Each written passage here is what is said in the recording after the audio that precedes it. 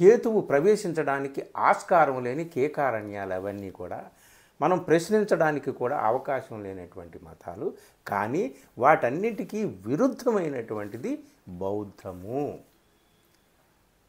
ఈ విషయాలు లోతుకు వెళ్ళి పరిశీలించి రాసినటువంటి పుస్తకం కాబట్టి దీన్ని మనం తప్పనిసరిగా అధ్యయనం చేయాలి అని చెప్పడం కోసమే ఈ చిన్న పుస్తకం అన్నమాట.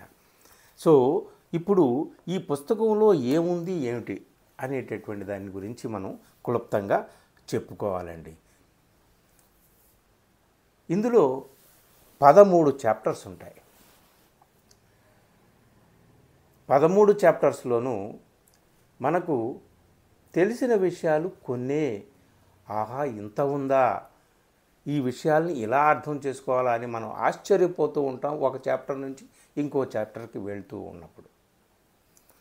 కాబట్టి ఒక సుభాషితం ఉంది, యద్ కించిత్ సుభాషితం తద్ సర్వం బుద్ధ భాషితం అని.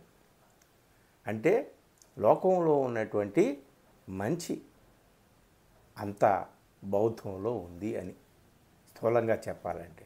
సో అలాంటి బౌద్ధం గురించి కూలంకషంగా తెలుసుకోవడం మంచిది. ఆ ధర్మంలో ఉన్న సారం ఏంటో తెలుసుకోవడం మంచిది. ఇతర మతాలకి దీనికి సంబంధం లేదు. ఇది ఆ మతాలతో పోల్చి దీన్ని కూడా ఒక మతంలాగా ఎవరైనా మార్చివేస్తే వాళ్ళతో వాదించాలంటే ఆ శక్తి మీకు ఈ పుస్తకం చదివితే వస్తుంది.